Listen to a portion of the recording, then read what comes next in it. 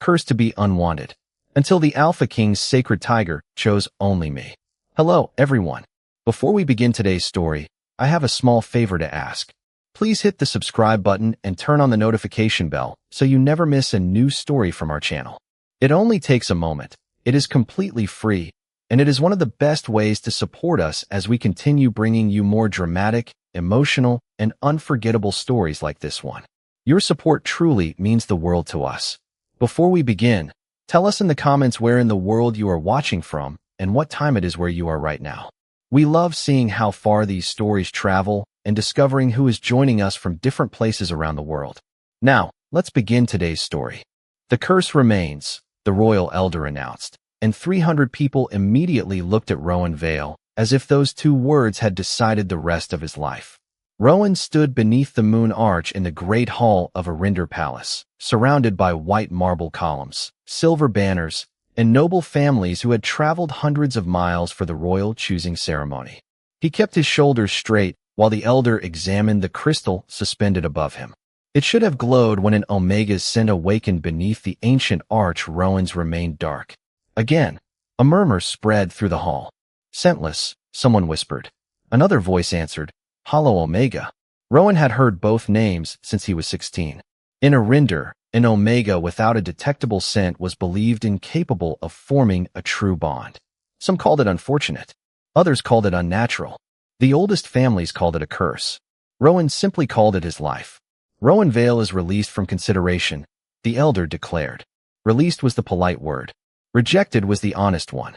Rowan bowed because dignity was one thing the ceremony could not take from him. Across the hall, King Damien Blackthorn watched from the elevated royal platform. At 31, the Alpha King carried the kind of authority that made conversation disappear whenever he stood. Rowan had expected arrogance. Instead, Damien's expression revealed something more complicated: curiosity. Their eyes met for barely a second before Rowan turned away. He refused to become another object of royal pity. Outside the great hall, the evening air felt colder than it had that morning. Rowan crossed the eastern courtyard alone, choosing the longer path toward the palace gates to avoid the departing nobles. He had spent years preparing for this ceremony despite knowing exactly how it would end. He had studied royal law, ancient languages, history, diplomacy, and every subject people insisted an unwanted Omega would never need. Knowledge had never cared what he smelled like. Halfway across the courtyard, Rowan noticed that the servants had stopped moving. One dropped a folded cloth. Another stared past him with wide eyes. Then Rowan heard it. A deep sound rolled through the stone courtyard, not loud enough to be thunder, but powerful enough to make every conversation vanish. Rowan slowly turned. Beyond a set of iron gates stood the sacred court, a place ordinary citizens were forbidden to enter. At its center rested Aurelian, the legendary sacred tiger of Arinder. The enormous white tiger had remained beside the same stone platform for 12 years, appearing at ceremonies but acknowledging almost no one except the king. Stories claimed Aurelian carried the judgment of Arinder's oldest guardians. Rowan had always assumed those stories were mostly royal mythology. Then Aurelian opened his golden eyes. They were fixed directly on him. Do not move, a guard said quietly. Rowan had no intention of testing that advice. Behind him, palace doors opened. King Damien stepped into the courtyard with several members of the royal council. What happened? He asked. Nobody answered. They were watching Aurelian. The sacred tiger rose. A shocked whisper moved through the courtyard. Damien stopped beside the gates. Even he looked surprised. Aurelian descended from the stone platform, ignored the royal elders, ignored the guards, and walked toward Rowan with slow, deliberate steps. Rowan's heartbeat quickened, but he remained still. The tiger stopped on the opposite side of the gate. For several seconds, nothing happened. Then Aurelian lowered his great head, not toward Damien, toward Rowan. The royal elder who had declared Rowan cursed less than 10 minutes earlier went completely pale. Damien's gaze moved from the bowing tiger to the scentless Omega standing before it. Open the gate, the king ordered. The elder stared at him. Your Majesty, that may not be wise. Damien never looked away from Rowan. For 12 years, Aurelian has ignored every stranger brought before him. Tonight, he stood for one. The iron gate slowly opened. Damien stepped forward, his voice calm but commanding. Rowan Vale, I believe my tiger has just disagreed with my entire kingdom. For several seconds, nobody moved. Aurelian remained beyond the open gate with his massive head lowered toward Rowan, while the royal council watched, as if an ancient law had suddenly rewritten itself in front of them. Rowan looked from the sacred tiger to King Damien. Does he usually do this? Damien's expression remained controlled. Never. That is reassuring. A faint reaction touched Damien's eyes, almost amusement, but Lord Silas Crow stepped forward before the king could answer. As keeper of sacred law, Silas wore the silver robes of the royal council and carried himself like a man accustomed to having traditions settle every argument. Your Majesty, the court should be cleared. The Omega may have influenced the animal through forbidden means. Rowan turned toward him. I was standing outside a locked gate. Magic does not require a key. Convenient, Rowan replied. Neither does an accusation. Several council members shifted uncomfortably. Damien studied Rowan for a moment, then looked at Silas. What evidence do you have? Silas hesitated. The event itself. An event is not an explanation. Damien returned his attention to Aurelian.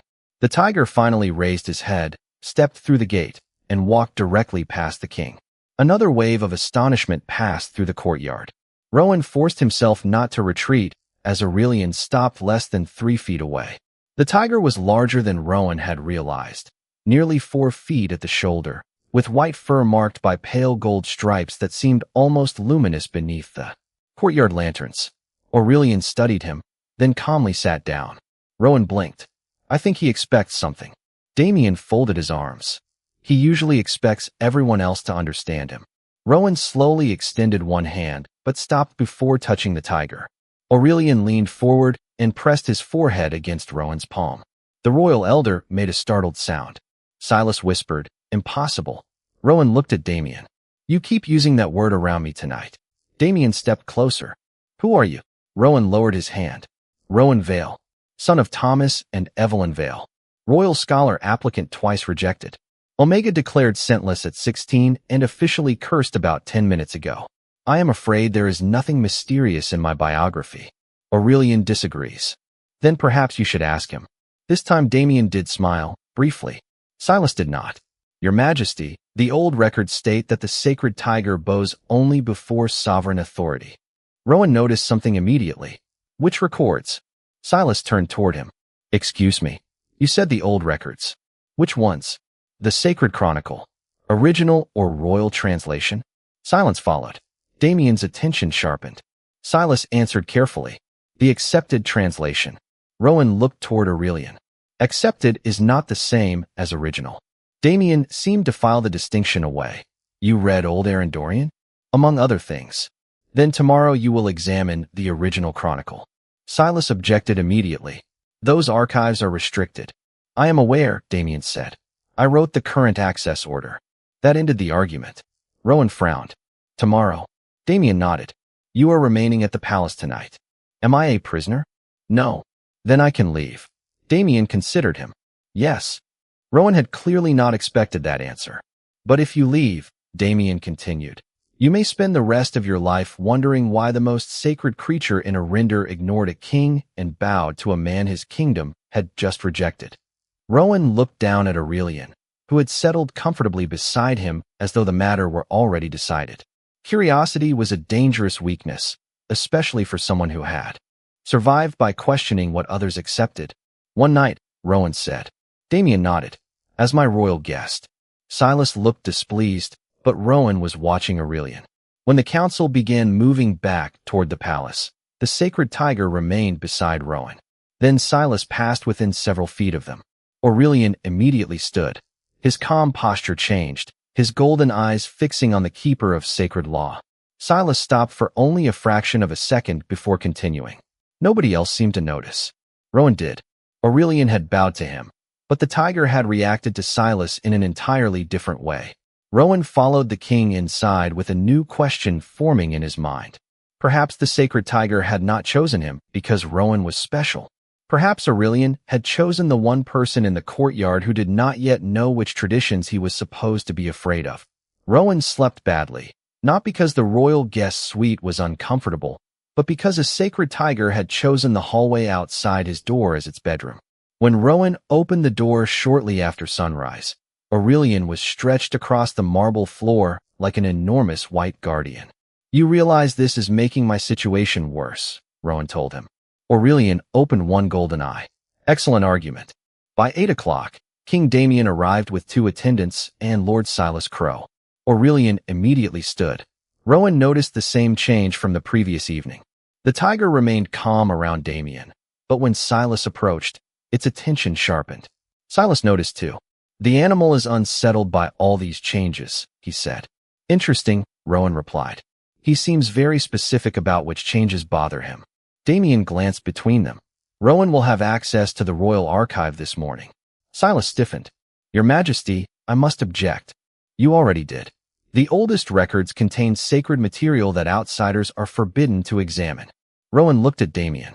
"If I am forbidden, then your investigation ends before it begins." Damien held Silas's gaze. "He enters." An hour later, Rowan stood inside a circular archive beneath the western tower. Shelves rose nearly 20 feet around him, filled with leather volumes, sealed cases, and royal documents older than some noble families. Damien remained nearby, while Silas supervised from across the room. Rowan requested the earliest surviving copy of the Sacred Chronicle.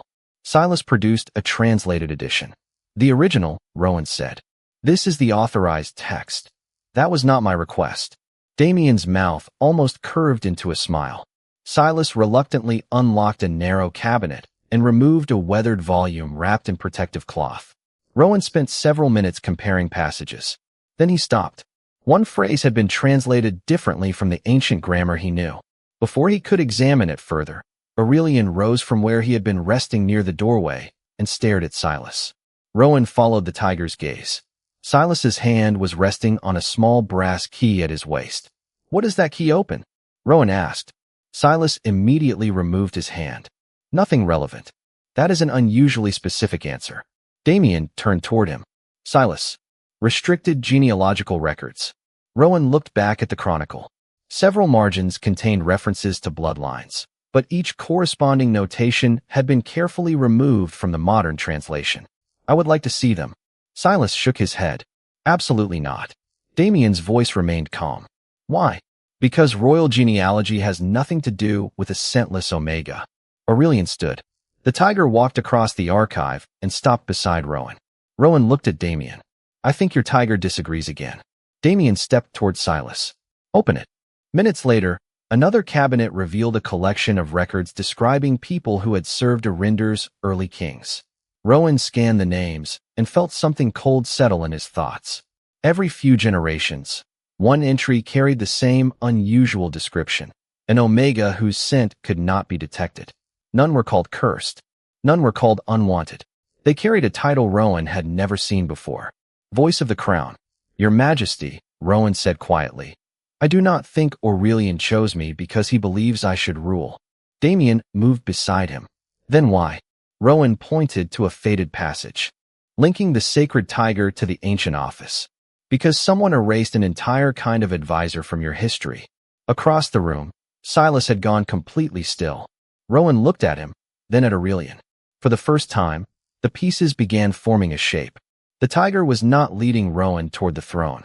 It was leading him toward something the royal council had spent generations making sure nobody remembered.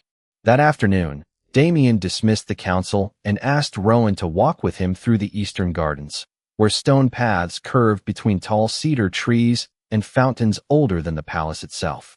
Aurelian followed several feet behind them, silent and watchful. "You embarrass Silas," Damien said. Rowan glanced at him. "I asked him questions. In my council, those are sometimes the same thing." "That sounds like a problem with your council." Damien stopped walking. Most people would have apologized immediately. Rowan simply waited. To his surprise, Damien smiled. "You really are not afraid of me.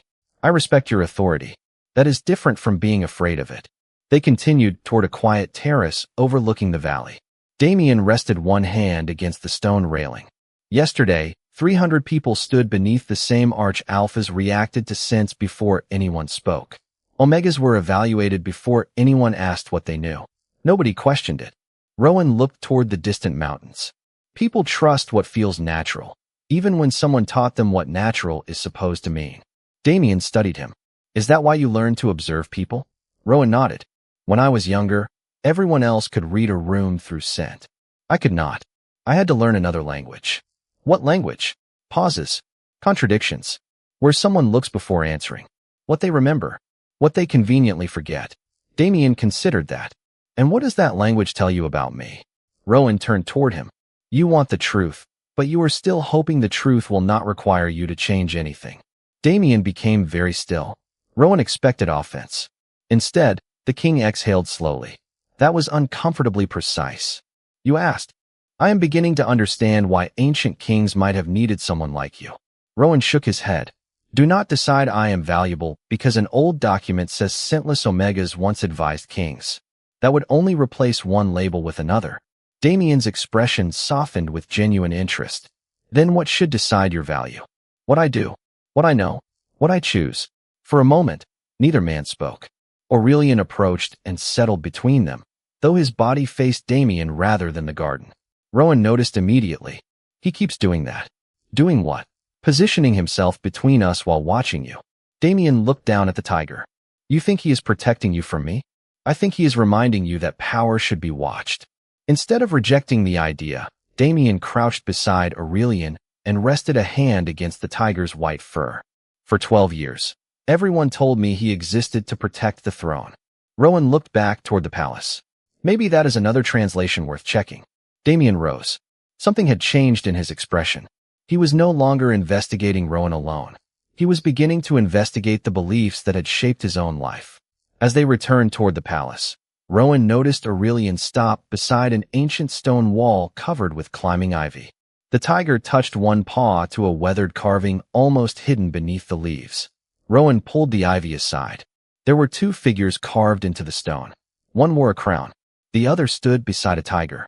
Beneath them was an inscription in Old Arendorian. Damien leaned closer. Can you read it? Rowan brushed dust from the letters. Yes. His voice grew quieter. Power speaks first. Wisdom must be allowed to answer. Damien stared at the words. Rowan looked at Aurelian. The tiger had not chosen someone to obey the king. He had chosen someone whose purpose might be to tell the king no. The inscription in the garden changed the investigation.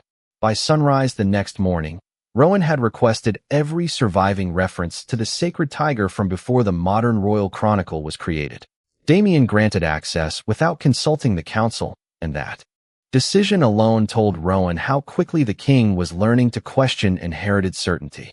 They spent hours in the Western Archive with Aurelian resting beside the table. Most documents repeated familiar claims about royal authority, but Rowan noticed that the oldest texts used a different word whenever they described the tiger's bow. This was translated as sovereign, Rowan said, placing two manuscripts beside each other. But that is not what the original word means. Damien leaned closer. What does it mean? Listener. Damien stared at him. Rowan opened another volume. And this phrase about the tiger kneeling before the rightful king is wrong too. It says the tiger kneels before the voice the king must hear. Silence filled the archive. Damien looked toward Aurelian. Then he was never confirming rulers. Not exactly. Rowan traced a faded line beneath an illustration showing a crowned alpha beside an omega and a white tiger. He was identifying the person whose counsel the ruler was expected to hear. Damien turned another page. The title appeared repeatedly now that they knew what to search for. Voice of the Crown. Sacred Council. Second Judgment. Different centuries had used different names, but the purpose remained the same. The advisor could question royal decisions, request evidence from ministers, and publicly challenge a policy before it became law. More surprising was the pattern Rowan had noticed earlier. Every surviving description identified the advisor as a scentless omega. Why them? Damien asked.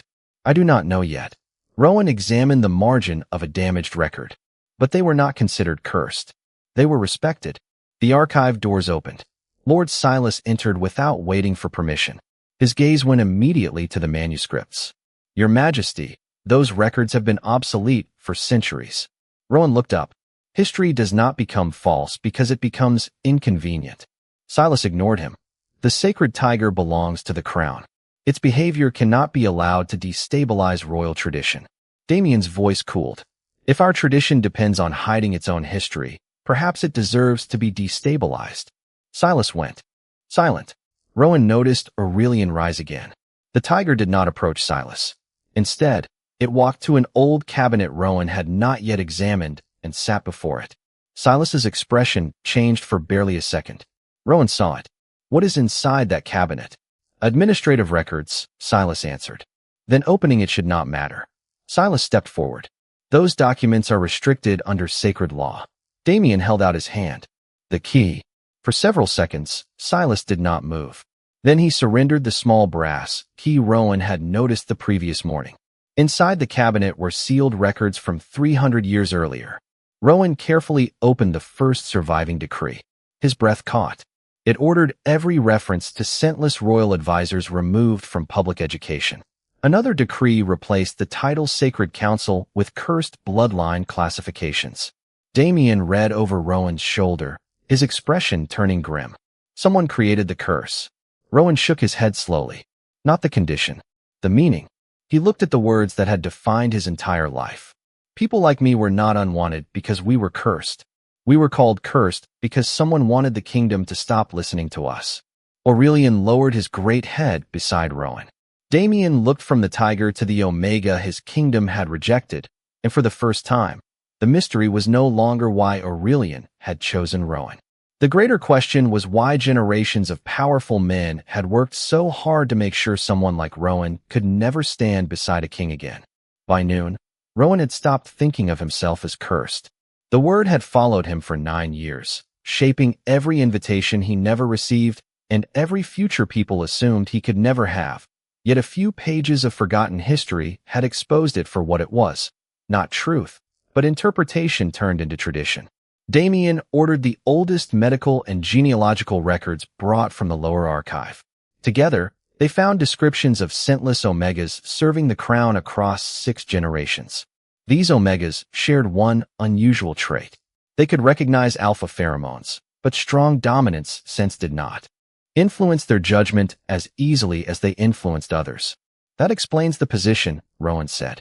A king surrounded by people who instinctively respond to his authority needs someone capable of separating authority from truth. Damien looked uncomfortable. You are saying my ancestors deliberately kept someone beside them who was harder for them to influence. The wise ones did. Damien gave him a dry look.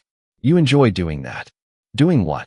Answering questions in ways that insult dead kings. Rowan almost smiled. Dead kings are difficult to offend. Aurelian rested beneath the archive window, golden eyes half closed. But Damien noticed the tiger's tail move once, almost as if it approved. Their investigation uncovered something darker in principle, though not in action. 3 centuries earlier, several noble families had argued that scentless advisors weakened royal unity, because they could publicly challenge alpha authority. The Sacred Council was abolished. Its biological difference was gradually described as a defect, then a curse, until society forgot the distinction between inherited prejudice and natural law. Damien closed the final record. My family benefited from this. Rowan did not soften the answer. Yes, even if they did not create it. Silence can inherit an injustice just as easily as wealth. Damien remained quiet for a long moment. Rowan watched him carefully. A weaker ruler might have defended his ancestors. A more arrogant one might have buried the records again. Damien instead asked, what would repairing it require? Rowan was caught off guard. You are asking me? Aurelian apparently believes I should. Rowan shook his head. Do not hide behind the tiger. Damien's gaze sharpened. Explain. If you change the kingdom because Aurelian chose me, people will obey the symbol without understanding the truth. Another king could reverse everything when the symbol changes. Rowan moved the documents between them. Show them evidence. Let them understand how the lie was built. Give them something stronger than faith in a sacred animal. Damien studied him, and Rowan felt that familiar shift in the air between them. It was no longer simple curiosity. Damien respected him, and the realization carried a warmth Rowan did not know what to do with. You keep giving me reasons to want you beside me, Damien said quietly. Rowan held his gaze. Then make sure you want me there when I disagree with you. Especially then. Before Rowan could answer, the archive doors opened. Silas entered with 3 royal elders. Your Majesty, the council has convened an emergency session. Damien stood. On whose authority? Sacred law permits it when the stability of the crown is threatened. Silas looked directly at Rowan. The noble houses have learned what is happening. They demand that the scentless Omega be removed from the palace and the old records sealed. Aurelian rose. Damien's expression became cold, but Rowan stepped beside him. Do not answer yet. Damien looked at him. They are challenging my authority. No, Rowan said. They are testing whether your authority is stronger than your judgment. For a moment, Damien said nothing. Then he turned toward the waiting elders. Tell the council we are coming. Silas's expression eased too quickly. Rowan noticed. As they walked toward the council chamber, Aurelian followed close behind. Rowan finally understood that discovering the truth had been the easy part. Now they had to find out whether an alpha king raised to protect tradition could choose truth when tradition demanded that he reject the man who had uncovered it. The council chamber was already full when Damien entered, but the room did not become truly silent until Rowan walked in beside him and Aurelian followed. Noble alphas occupied the curved rows surrounding the royal platform, while the royal elders stood near Lord Silas Crow beneath the silver crest of Arinder. Rowan could feel their attention settle on him. He had known that look his entire life. This time, he refused to lower his eyes. Damien approached the throne. Silas stepped forward. Your Majesty, the noble houses recognize your authority, but they cannot accept the restoration of a position erased 3 centuries ago because a cursed Omega interpreted several disputed documents. Rowan noticed the language immediately. Disputed documents. Cursed Omega. Silas was changing the argument from evidence to identity. Damien noticed too. Are you claiming the records are false? I am saying stability requires certainty. Certainty without examination is merely obedience, Rowan said. Several nobles murmured. Silas turned sharply. You were not invited to address this council. Then challenge the evidence instead of the person presenting it. Damien looked toward Rowan, and something like approval passed between them. Silas raised his voice. This is exactly the danger. An Omega with no recognized bond, no noble standing, and no place in our traditions is already speaking as if he stands beside the crown. Damien moved toward the throne. Before he could reach it, Aurelian stepped forward. The sacred tiger positioned himself directly between Damien and the raised platform. The chamber froze. Aurelian, Damien said quietly. The tiger did not move. Damien took another step. Aurelian remained in place, golden eyes fixed on him. One elder whispered, the sacred tiger refuses the king. Silas seized the moment. Your Majesty, this proves the animal has been influenced. Rowan stared at Aurelian and suddenly understood. No, he said. Damien looked at him. Then what is he doing? Rowan stepped closer, stopping several feet from the tiger. He is doing what the Sacred Council once did. He is preventing power from moving forward without answering a challenge. Silas shook his head. You cannot know that. Neither can you know that he is enchanted. The difference is that I am willing to test my conclusion. Rowan turned to Damien. Do not choose me because Aurelian stands there. Damien's brow tightened. Rowan, if a tiger decides what you believe, then we have replaced one unquestioned tradition with another. The chamber became so quiet that Rowan could hear the fountain beyond the open windows. Read the records yourself. Let independent scholars examine them. Ask whether the translations changed. Ask who benefited. Then decide. Damien looked at Aurelian, then at the throne beyond him. For the first time, Rowan saw the Alpha King not as a symbol of certainty, but as a man facing the cost of thinking for himself. Damien stepped away from the throne. Aurelian immediately sat down. A murmur swept through the chamber. Damien faced the council. The archives will remain open. 5 independent scholars will examine every relevant document, including scholars chosen by the noble houses. Until their findings are complete, no record will be sealed and Rowan Vale will not be removed from this palace. Silas's expression hardened. And if the nobles refuse? Then they are refusing investigation, not Rowan. Damien looked across the chamber. My authority does not become weaker because evidence can challenge it. Rowan felt something shift inside him. Damien had not defended him because he was an Omega. He had defended a principle that would remain true even if Rowan disappeared tomorrow. As the council slowly dispersed, Damien approached him. You told me not to choose you. I told you not to let Aurelian choose for you. Damien stopped close enough that Rowan could see the exhaustion behind his composure. Then understand this. I made my decision because you were right. Rowan held his gaze. Damien's voice softened. And I am beginning to suspect that is not the only reason I want you to stay. Behind them, Aurelian finally moved away from the throne, but Rowan knew the hardest question remained unanswered. Damien had chosen truth over tradition. Soon he would have to discover whether he could choose Rowan without needing prophecy, duty, or a sacred tiger to justify it. 5 days later, the independent scholars delivered their findings before a packed royal chamber. Every major conclusion Rowan had drawn from the archives was confirmed. The oldest translations had been altered over generations. The Sacred Council had once stood beside Arinder's kings, and scentless Omegas had been chosen specifically because alpha dominance did not easily influence their judgment. The so-called curse had never been a divine punishment. It was a difference that powerful people had taught society to fear. Damien stood before the council with the original records displayed openly behind him.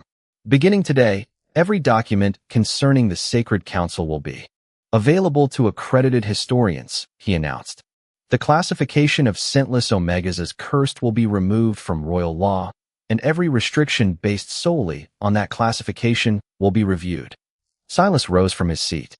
Your Majesty, centuries of tradition cannot be rewritten in 5 days. Damien looked directly at him. We are not rewriting history. We are correcting what was rewritten before us. No one answered. Rowan watched from beside Aurelian, expecting Damien to call him forward. Instead, the king continued. The office of Sacred Council will also be restored, but it will not belong to Rowan Vale because a tiger bowed to him. It will belong to whoever can demonstrate the judgment, independence, and courage the position requires. Rowan understood immediately. Damien was separating truth from destiny exactly as Rowan had asked.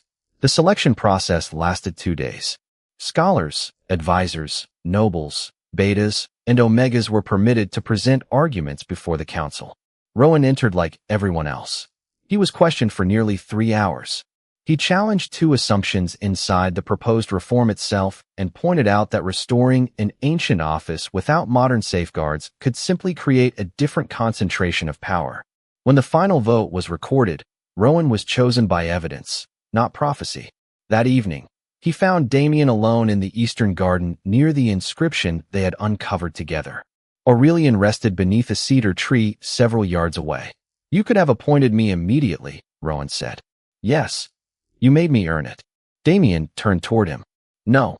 I made the kingdom prove it could recognize your value without being commanded by me or Aurelian. Rowan had no immediate answer. Damien continued. I spent my life believing leadership meant preserving what I inherited. You taught me that sometimes leadership means admitting what you inherited was wrong. Rowan looked toward the palace windows glowing in the distance. That lesson may make your reign uncomfortable. You seem determined to make my reign uncomfortable. Rowan smiled. It is becoming one of my better skills. Damien laughed softly, then grew serious. There is something else I need to say. Rowan faced him. I want you to stay. Rowan's expression changed. Damien raised one hand before he could answer. Not because you are Sacred Council. Not because Aurelian chose you. Not because the kingdom needs you. I am trying to understand whether I can ask for something simply because I want it. Rowan studied the Alpha King who had once represented everything that had excluded him. Damien had changed, but Rowan knew change needed room to become permanent. Then do not ask me tonight, Rowan said. Damien looked surprised. Why? Because I have spent my entire life being told what I was supposed to be. I need to know what I choose when nobody is choosing for me. Damien nodded slowly. Then take whatever time you need. No command. No royal expectation. No appeal to destiny. Rowan felt something inside him loosen. He turned toward Aurelian.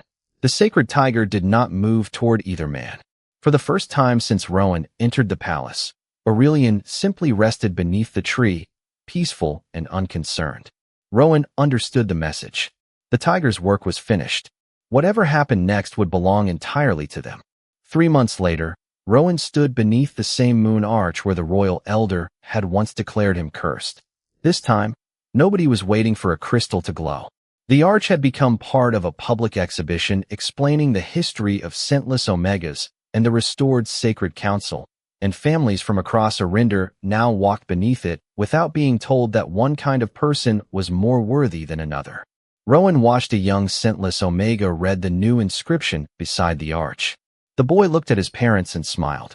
That small moment meant more to Rowan than every apology he had received from nobles who once refused to meet his eyes. "You are staring again," Damien said from behind him. Rowan turned. The Alpha King wore no ceremonial crown, only a dark formal coat, but people still moved aside when he crossed the hall. His authority had not diminished because he had learned to question it. If anything, it had become steadier. "I was thinking," Rowan said. "That usually means my afternoon is about to become difficult. Your tax proposal is still terrible." Damien smiled. There it is. Their relationship had settled into something the palace had never seen before. Rowan challenged Damien in council, defended him when he believed Damien was right, and refused to confuse disagreement with disloyalty. Damien, in return, never asked Rowan to become quieter, easier, or more obedient. Aurelian remained nearby during important meetings, but the sacred tiger no longer followed Rowan through every corridor. His choice had opened a door. Rowan had walked through it himself.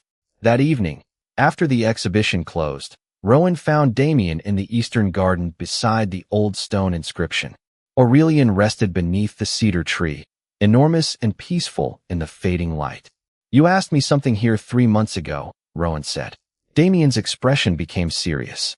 "I remember. You said you wanted me to stay." "I did. You never asked again." Damien looked toward him. "You asked for time. I decided respecting that request mattered more than receiving an answer." Rowan felt the quiet certainty he had been searching for. He had spent his life believing being chosen would finally prove his worth. First by an alpha, then by society, perhaps even by destiny. But Aurelian had taught him something unexpected. Being chosen could reveal a possibility. It could not define a person. "Do you know why Aurelian chose me?" Rowan asked. Damien glanced toward the tiger. "Because you were meant to become sacred counsel. I think that was only part of it. He chose someone who could tell you no." Damien laughed softly. "He has excellent judgment." Rowan stepped closer. "But he did not choose me for you." Damien's smile faded into something warmer. "No. He chose me for the kingdom." "Yes." Rowan held Damien's gaze. "Then what chooses me for you?" Damien answered without hesitation. "Nothing chooses you for me. That is the point. I choose you because you are Rowan. Because you challenge me when I am wrong. Because you make me reconsider answers I once thought were permanent. And because when you leave a room, I notice the silence." Rowan smiled. That was almost romantic for an alpha king. "I have had a demanding teacher." Rowan looked down for a moment, then back at him. "There is still one answer you never received." Damien waited. Rowan appreciated that too. No command. No assumption. "I choose you, Damien." For once, the king had nothing clever to say. Rowan reached for his hand, and Damien closed his fingers around it gently. Across the garden, Aurelian opened one golden eye, observed them for a moment, then went back to sleep. Months later, people still told stories about the day the sacred tiger bowed to an unwanted Omega. Rowan always thought they misunderstood the most important part. Aurelian's choice had forced a kingdom to question an old lie, but it had not created Rowan's worth, and it had not created their love.